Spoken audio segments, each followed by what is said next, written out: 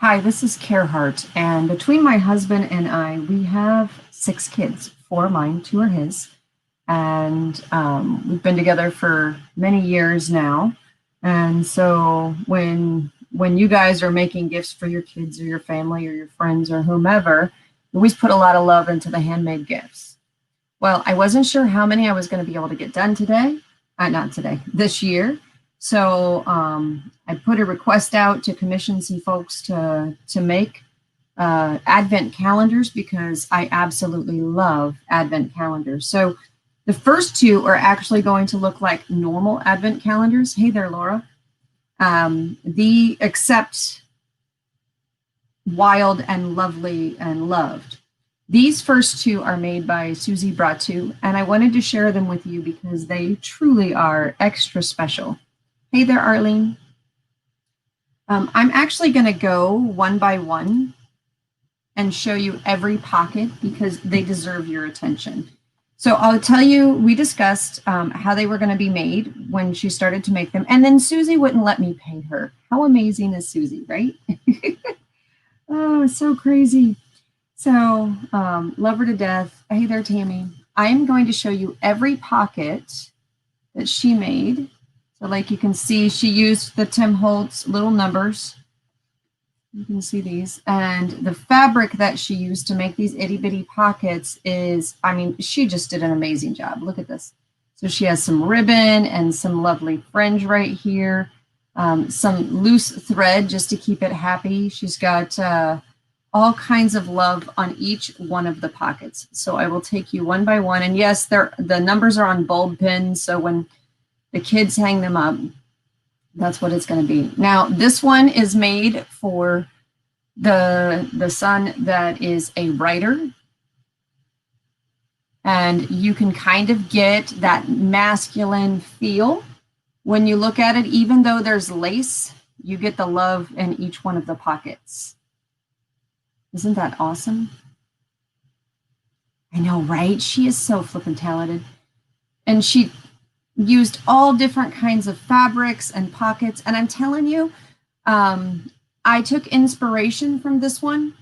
I did give her a pattern and she clearly, and some content of what we were looking for, but she took it way to the next level. Look at this. I can't follow a pattern to save my life. I have to change it up. So you guys, when you see mine, you're going to get a good giggle out of that. Look at this one right here. Some are bigger. Some are smaller. It's just absolutely so much freaking fun. And then these ones at the bottom. Isn't that gorgeous?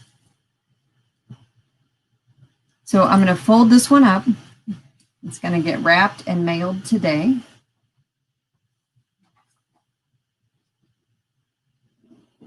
This one is in the same pattern. And the backing, we used a table runner. I shouldn't say we. She used a table runner. And you can see that this is the back side of this one. And right there, just the same. Isn't that great? And then this is the front side. And now this one is Christmassy. And this is going to go to the oldest of all the girls.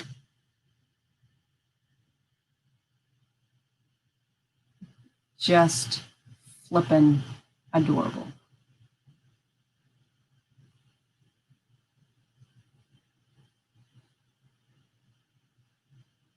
And now the thing that I can tell she took note of is making sure that the pockets still kept all their space, even if there's a pocket layered over it.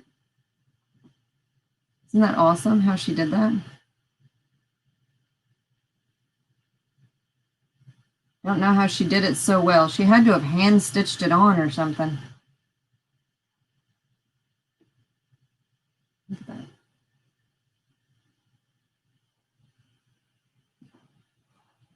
I love the lace that she put on number 1. Isn't that fun? Definitely so much love in here. So Susie, thank you so much for making these, and hopefully they inspire others with the Advent calendars. And I say not so Advent on here because the next ones, well, actually, I do have one. I'll do that one first. And that one is more like an advent calendar than the others. So this one's for my oldest son, which is the second oldest boy out of the 6. And there's only 2 boys. And I'll unroll it for you. It's meant to hang, you know, on those over door hangers. That's what this is meant to be.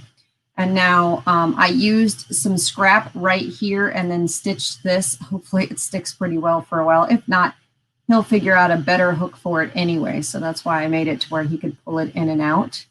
I am not a great sewer. No, not at all. Actually, I remember what this is. So you know how when you get shipments of things and then they have these handles that you can pull and it slides through? That's what this was. This was one of those handles that I took off of something. Let's put you back in here where you belong.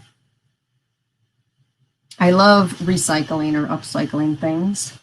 Went looking around the house and then magically it happened to be exactly the right size. So if I wanted to stitch it in there, I could, but I actually think that he might want to replace it with something else someday because I made this to where when it washes, it is going to fray. So I left the edges raw like this, and then I stitched along the edge. So when it starts to fray like this down here, you'll see that it'll actually be way cooler over time. And that's the goal in the long run. I could have done it in advance, like some of them already are frayed on the pockets. I could have done it in advance, but I chose to just let it age as he owns it. So it looks new when he gets it and gradually ages when he washes it. Now I'll give you a little history with him and the character of what I was thinking about when I made this is he absolutely loves wearing blue jeans and plaid shirts. So, so when I think of him in his Christmas attire or winter attire in long sleeve shirts, I always think of him in a plaid long sleeve shirt. And that's why the thing is just filled with plaids. And I used actually a bunch of my plaid scraps from when I made something else a long time ago. And I mean a really long time ago. And so you can see all the different colors of plaid scraps I happen to have. And then these are also the Tim Holtz numbers.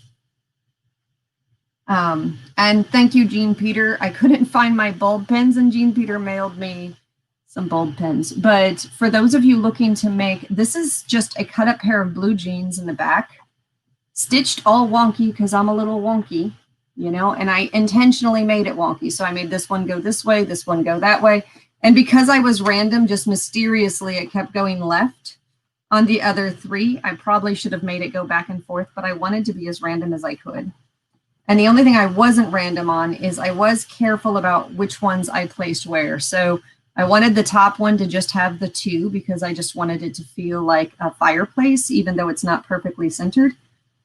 And then these ones, these are the same, but you know, different colors here. And I had the most scraps of this blue, but that's okay. His favorite color, just like mine, is blue. And so you can see it's tattered. It's meant to be tattered because he will like it that way. And I'm sure, and I only made one wonky pocket like this. I was going to make it 25, and then I decided to put the numbers on random as well. Although I will say they aren't perfectly random, so he will notice he likes patterns. So when I put the numbers on, I put them on in a pattern that the low numbers, like under whatever number it is, are on the small pockets. And the middle numbers are in the medium-sized pockets, and the biggest numbers are on the bigger pockets. So the closer you get to Christmas, if he starts from 1, he'll notice that pattern. He'll go, ah, Mom, I see the pattern. That's what's going to happen. Now, the rest of them are not so advent calendars. So I have a daughter who absolutely loves tea time, tea houses, tea towels, vintage things, crocheted things, pretty things like this.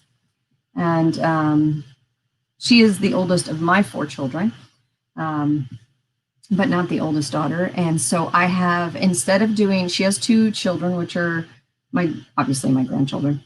And so on hers, I did these little fabric bits that are all not exactly, but almost the same size. And they are done in her muted colors. She likes grays and whites and blacks.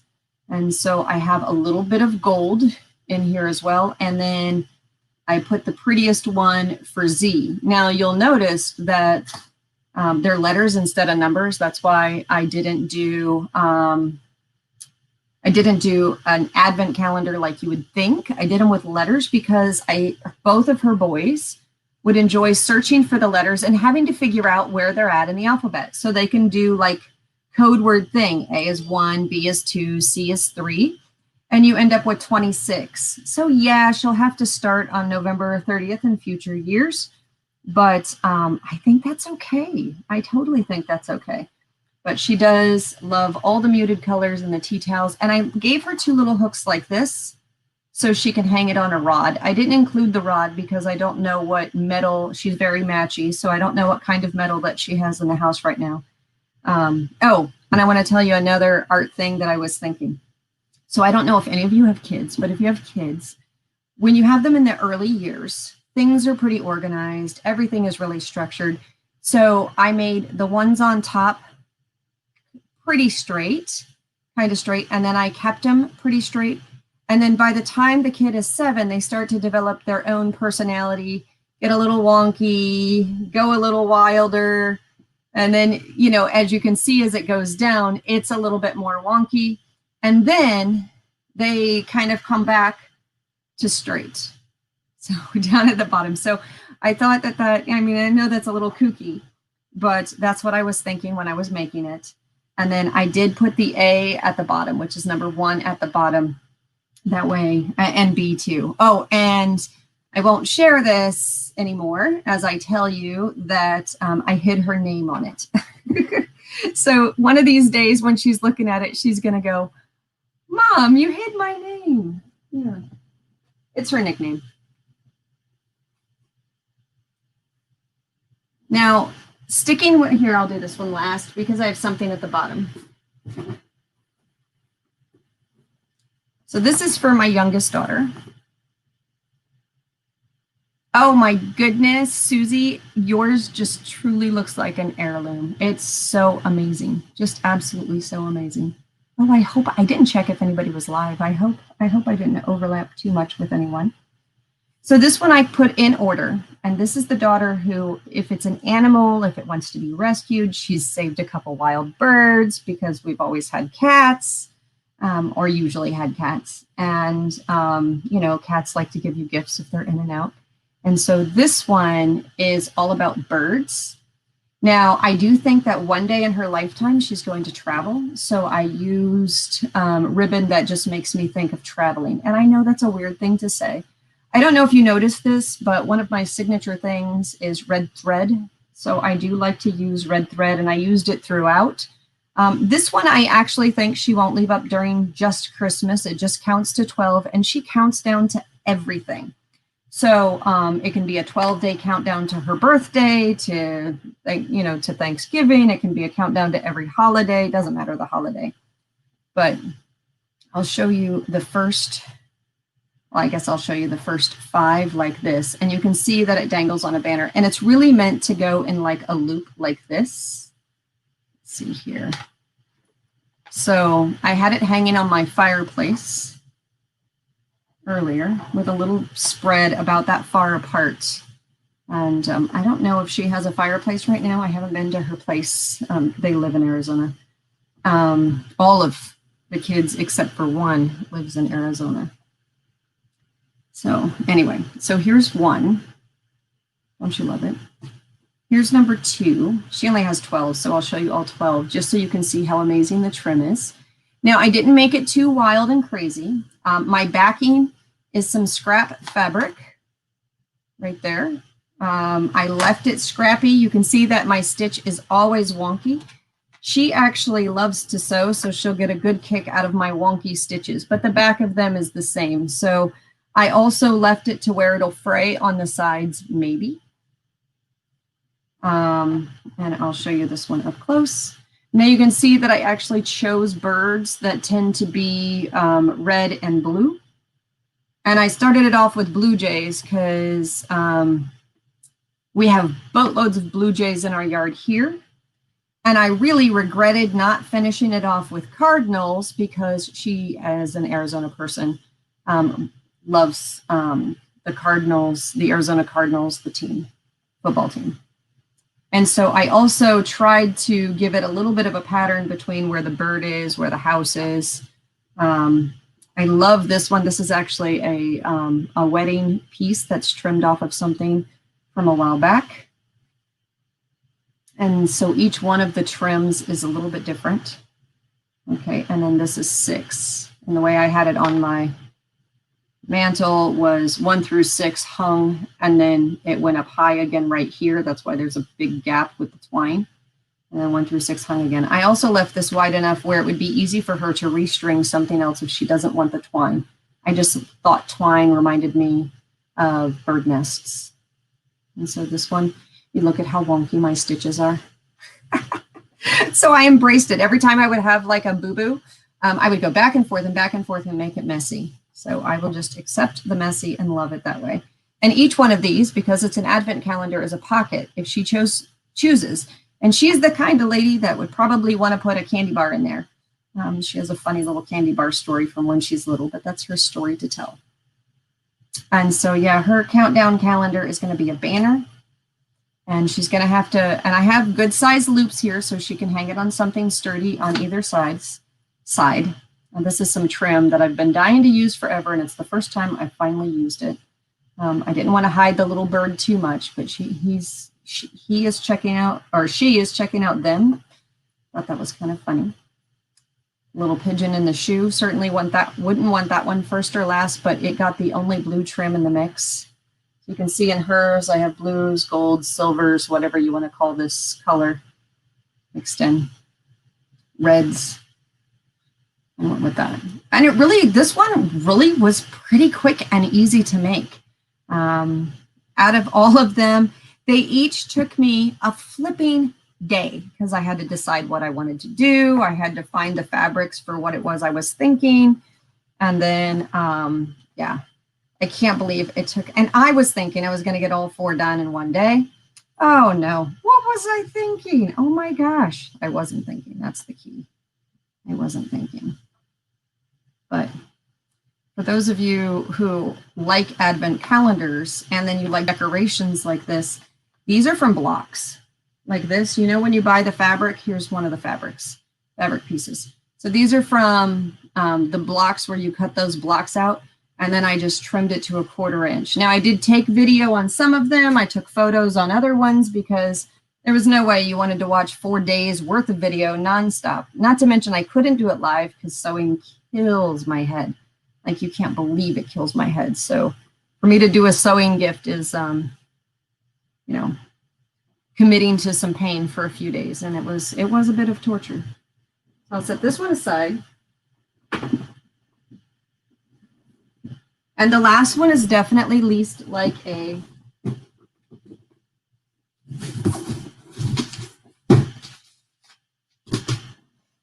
okay, so let me tell you this. I love this book, Fairyopolis. I bought one for myself a long time ago, used it as inspiration, bought quite a few of them to gift, and I'm sorry for the glare. Let me see if I can fix that. So I bought quite a few of them to gift to the artists. And I think I even did some as giveaways in the past with the auctions. And I don't know if I did it in a giveaway for the auctions or not. I know that I cut one of them apart for angel bags, so each person got a sheet because these pages are nice and thick and you can use it as a stiffener. Well, you know, they flip and they open like this. For those of you watching, this is going to be,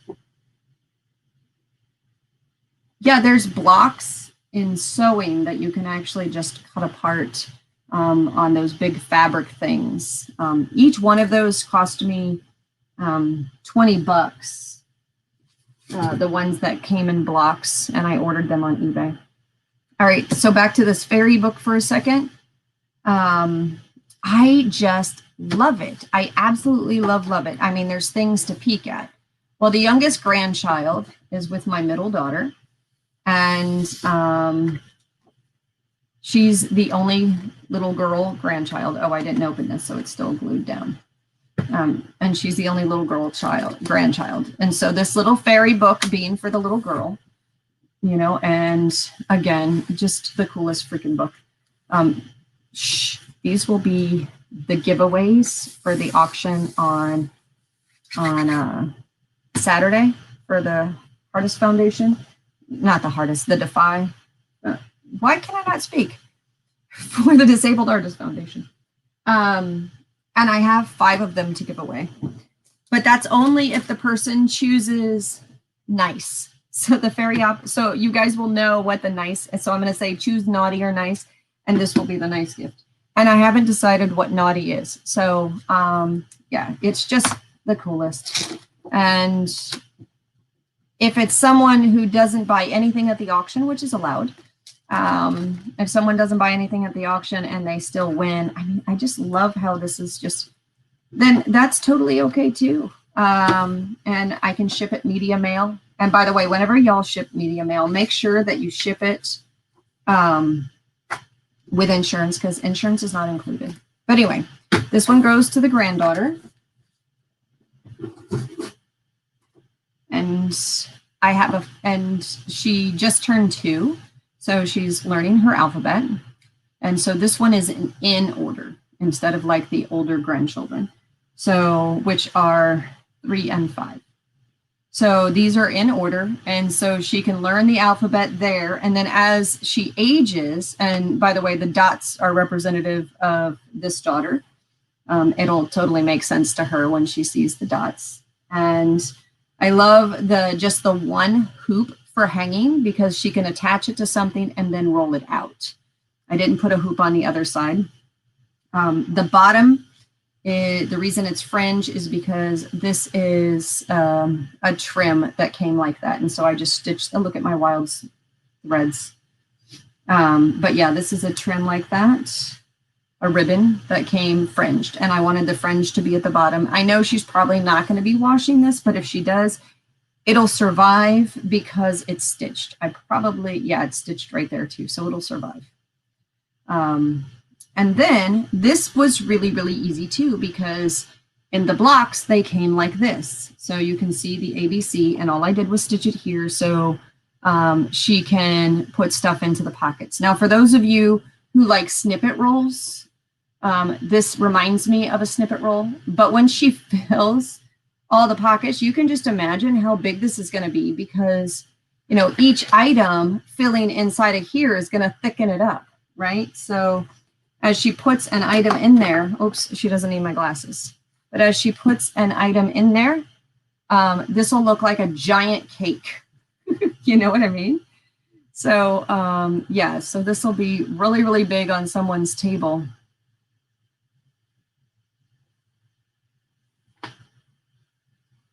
Yeah, just too freaking fun. Too freaking fun. Okay, so now I'll show you real quick what all the fairies look like and why it made sense. Okay, and the back looks the same all throughout. Now you will see that this is not even, and that's perfectly fine with me that it's not even, because I'm not even. You see how right here it's a little tighter, than right here it's a little wider? That's fine.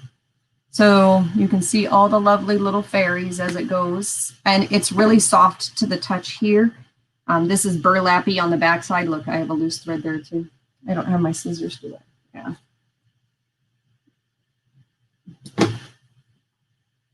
And so you can see each letter block is a pocket.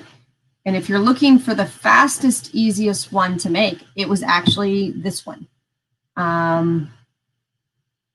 Yeah, so now this one ends up being 24 pockets. I let her know that because for whatever reason, they put UV here and XY there. Now, as her daughter starts to get a little bit older, it's 24 pockets, but I added a fifth one, another one, so she could start it on the 1st of December. I forgot I did that. So this is the 25th pocket. But as her daughter learns to read, then she can practice words that are not normal. That'll help her sound things out. And so you can see the names of each of these. Vetch and tulip and strawberry. So it'll be fun for her to learn to read as she gets older with this piece. And so, yeah, this is just all too fun. And that's it. That's my not so Advent calendar.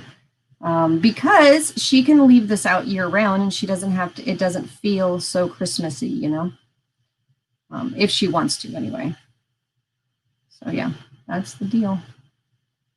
I know, I wish I had a giant wooden spool to sit it on that had a flat bottom. But I do think she's probably gonna lay it down unfilled or hang, you know, maybe pin it on the wall somewhere. So I probably should have put a loop on the other side, but if she wants something done to the other side on how she chooses to display it, then she does have a sister who can sew, and she'll probably ask that sister. So with that, that's really all that I have. I know, right? I kind of want to pull the sewing machine back out and maybe put another loop on the other side, but it wouldn't hang right. That's why I struggled with it. And I didn't want to put a whole bunch of them at the top because I thought it would look funky. So that's why I did it the way I did it. Now, the one thing I thought would be really, really cool, and I'll have to show it to you this way, but as she empties it, she can wind it like, you know how your 35 millimeter film used to wind like this, you know? So as she empties it, she can leave it on a table and wind it like this. Does that make sense? So anyway, yep, those are my Christmas gifts for my kids. And hopefully they have a little bit of fun and enjoy the silliness. I don't do a Christmas gift for them every year. I know you guys are thinking that's crazy, but we don't. When we were living in Arizona, we did white elephants because it was just too much for once they all became adults. It was too much for everyone to feel like they needed to gift everyone something. And so we did a white elephant in each of those years. And so that was always a hoot, by the way. But with that, that's all. That's all there is, folks. I don't know how to end this one because it's not about the foundation. Isn't that kind of funny? But I would love if people share things that they've made as gifts, no matter what it is you've made. I would love if people shared, and if you have a video link or, you know, a way to share it with me in photos, I love to see those things. If you're not in Cares Angels, then go ahead and join it just so you can share in Cares Angels the things that you've made. I'll add this to the Cares Angels group, and oh yeah, I should plug the auction. But I'll add this to the Cares Angels group, and I'm about to put the link up for the auction as well. That'll be, this date is set. It's always at noon on the second Saturday this year and next year. Oh, and by the way, do you guys want to know in on a secret? Let me pull it up right now. I am going to the Defy website, www.disabledartist.org, and I'm going to tell you the theme for all the auctions in 2021. We have the themes down now, and it's going to be fun. All right, so you're ready. Get your calendars. Get your calendars if you haven't done this already. So obviously tomorrow is day after tomorrow. Sorry, I was thinking today's Friday. Day after tomorrow is December 12th. And by the way, I'm going to have all the hardest boxes mailed out tomorrow. I'm so excited I got it done before the auction. So anyway, Saturday, December 12th from noon to 5. Our theme is crafty and creative plus old Hollywood. And if you don't know what old Hollywood, I guess you'll have to stop in and see what I mean by that. I have some really cool stuff. And one of them is a dress that is from my personal collection, and it'll tell you a little bit about my personality, I suppose. But it's all beaded. When I bought it, they told me it was hand beaded, which is why the price was so high. And it's neck to floor, hand beaded and stunning. It's a gorgeous dress, but it'll probably never fit me again because I've got COVID tummy. So anyway, January 9th, our theme there is clearance. We're going to do everything flat price. We're going to try to be fast like some of the other auction folks. And we're going to go through some of the stuff that we never put into auctions, but we want to make it one of those auctions where a lot of people can participate. And so that's why we're calling it clearance. We're going to flat price a bunch of things at very reasonable prices, and we're going to have a whole bunch of things, and we're going to have them at various price points, depends on where it's at. But yeah, that'll be fun. And that's January 9th. February 13th, ours will be movies and romance.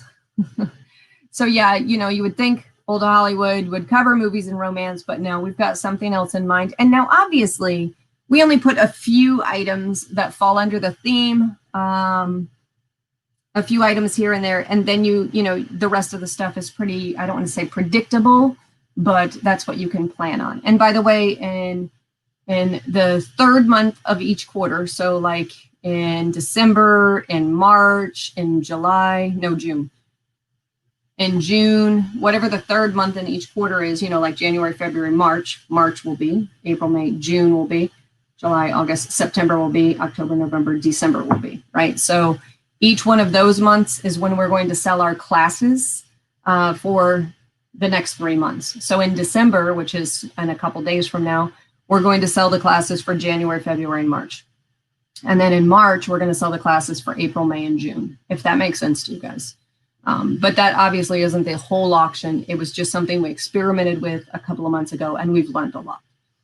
So in March, it's ephemera and embellishments. So if you want to donate some embellishments for us to auction off, or ephemera for us to auction off in March, that would be fabulous, because I think people with finished embellishments, I think it'll be great. April 10th will be vintage women. May 8th will be industrial, inspired by Tim Holtzy stuff. June will be lots in a box. You have no idea what that means. You don't need to know what it means, but we're going to have lots in a box. So that one's going to be a whole lot of fun. July is Christmas in July for all the artists. And I don't mean Christmas supplies. I just mean it's going to be a giant bag for all the artists. So in that month, it's anything goes. In August it's not supposed to read anything goes. I don't remember. We wrote something else for August. In September, September 11th, that'll be a day that we can all get together. We can remember the 11th, because none of us will ever forget. And the theme of that one is inner child and fantasy. October is October 9th, and that one is just make it. It's going to be a whole bunch of kits. And we're going to make a whole bunch of kits, just like we make for the artists. Now, of course, we're going to filter in some kits throughout the year, but that one is going to have a lot more kits than most. In November, November 13th is finished and fabulous. And the reason we're going to do that in November is because some people may want to buy finished Christmas presents that are handmade items, a way to support us and other artists. And so then we can publicize who some other artists are that are making these crafty things. So yeah, that'll be a lot of fun as finished and fabulous for November 13th. In December 11th, that one will be surprise guests. So we will do a lineup. We'll have some people that come in to on our page, and they'll be the auctioneers for that auction. And December is a month we count on, because again, that is a giant month for us to mail to the artists. And this month was absolutely fabulous. So thank you all for helping us to be successful for the artists. It's a good lineup for the year and what the themes are, and it was a lot of fun to work that one out. So with that said, you guys, hope to see you on Saturday at noon at the auction, and or An easy way to remember it when you go to your calendars, just open it up, and the second Saturday at noon is the time that we're always scheduled. Forget all the auction stuff. I'm sorry, I went on a sidetrack. I loved making these Not So Advent calendars, and I can't wait to see what everybody else makes for their Christmas gifts. So love and hugs, everyone. And once again, Susie, you freaking rock. These are amazing. So take care. Stay out of trouble.